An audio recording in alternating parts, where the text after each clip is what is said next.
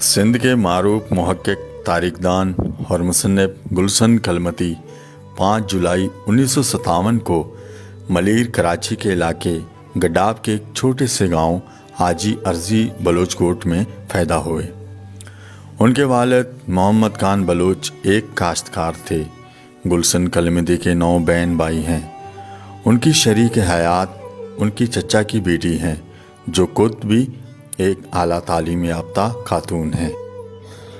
گلشن کلمتی نے اپنی ادبی سرگرمیوں کا آغاز زمانہ طالب علمی سے اپنے کالج SM آرٹس کے ادبی میگزین سے کیا۔ انہوں نے اس میگزین میں سندھی ادب کا انتخاب کیا اور سندھی ادبی سرکل قائم کی۔ انہوں نے اسی زمانے میں ایک سندھی اخبار میں بھی مضامین لکھنا شروع کیے۔ گلشن کلمتی نے 1982 میں کراچی یونیورسٹی سے صحافت کی ڈگری حاصل کی اور محکمہ بلدیات میں ملازمت اختیار کی۔ ضلع کونسل کراچی میں بحیثیت افسر تعلقات عامہ مقرر ہوئے۔ وہ مختلف اہم ذمہ دار عہدوں پر فائز رہے، جن میں ٹاؤن میونسپل افسر گڈاب ٹاؤن کے علاوہ ڈائریکٹر اطلاعات ضلع کونسل کراچی کے بھی خدمات انجام دی، اور اسی عہدے پر وہ 2017 میں ریٹائر ہوئے۔ گلشن کلمتی نے اپنی سیاست کا آغاز نیشنل اسٹوڈنٹ فیڈریشن سے کیا، جبکہ 1984 میں وہ بلوچ اسٹوڈنٹس آرگنائزیشن BSO میں شامل ہوئے اور گڈاب زون کے صدر منتخب ہوئے۔ اس کے بعد گلشن کلمتی نے رسول بخش پلیجو کی عوامی تحریک میں بطور ہمدرد کام کیا۔ 1986 میں عبدالواحد آرے سر کی قیادت میں GA سندھ ماس میں شمولیت اختیار کی، لیکن جلد ہی اس نے GA سندھ کو بھی الوداع کہا۔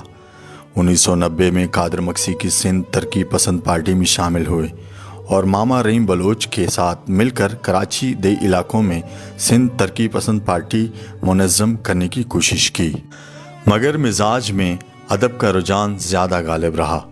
اسی لیے انہوں نے سیاست کو ہمیشہ کے لیے خیر باد کہتے ہوئے قلم کے ذریعے سماج کی خدمت کرنے کا فیصلہ کیا، جس میں انہوں نے شاندار کامیابیاں اپنے نام کی۔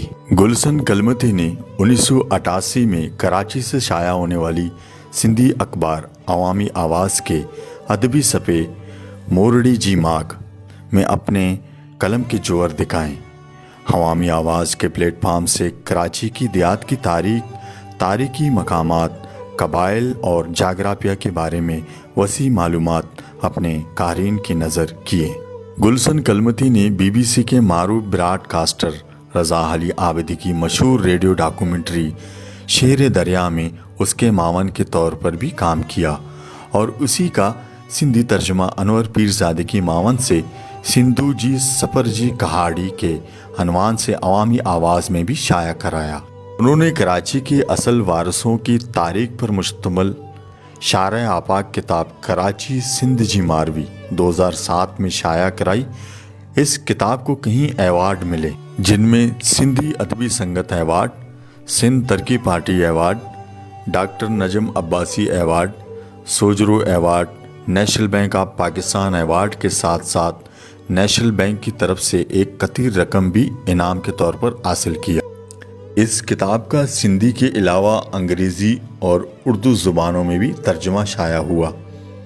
کراچی کے نامور شخصیات پر مشتمل کتاب کراچی جا لاپانی کردار بھی گلشن کلمتی کی تحریر ہے۔ یہ کتاب سندھی، انگریزی اور اردو زبانوں میں شائع ہو چکی ہے۔ اس کے علاوہ ملیر کی کہانی کی عنوان سے کتاب لکھی، جس میں ریتی بجری نکالنے کی وجہ سے ملیر میں زراعت کی تباہی اور زرعی محنت کش خواتین کی حالت زار کی تفصیلات درج ہیں۔ ان کی ایک اور کتاب عشق جو گلیوں، اس کے علاوہ شمالی علاقوں کے بارے میں 2 سفر نامے برف جو دوزخ اور کیلاش کاپرن جو دیس بھی شائع ہو چکے ہیں۔ ان کی ایک اور کتاب سسی جی واٹ کے نام سے شائع ہوئی ہے، جو بمبور سے کیچ مکران تک سسی کے سفر کے موضوع پر ہے۔ اس کتاب کا ایک اور شریک مصنف رکمان گل فالاری بھی ہیں۔ گلشن کلمتی نے نہ صرف ادب اور تحقیق کے میدان میں اپنے قلم کے جوہر دکھائے، بلکہ اپنی سرزمین کے لوگوں کی مفادات کے لیے بھی قائدانہ کردار ادا کیا۔ انہوں نے ملیر کی زمینوں پہ قبضہ گیریت کے خلاف نہ صرف عوامی شعور کو بیدار کیا بلکہ ایک سیاسی تحریک کے طور انڈیجینس رائٹس الائنس کے پلیٹ فارم سے عوام کو منظم کرنے میں بھی دن رات ایک کر دیے۔ سندھی ادب، سیاست اور سماج کا بے لوث خدمت گزار، پرخلوص شخصیت، اپنے چہرے پر ہر وقت ملکوتی مسکراہٹ سجائے اپنے لوگوں سے بے پناہ محبت کرنے والا گلشن کلمتی آج کل شدید علیل ہے۔ علالت کے باوجود بھی وہ اپنے فرائض سے غافل نہیں ہیں۔ ان کو اب بھی اپنا ادھورا کام پورا کرنے کی فکر لاحق ہے۔ ہماری دعا ہے کہ خداوند تعالیٰ سائیں گلشن کلمتی کو صحت کاملہ عطا فرمائے تاکہ وہ نہ صرف اپنا ادھورا کام مکمل کر سکے بلکہ اپنی قلم سے سماج کے لیے بھرپور خدمت جاری کر سکے۔ آمین ثم آمین۔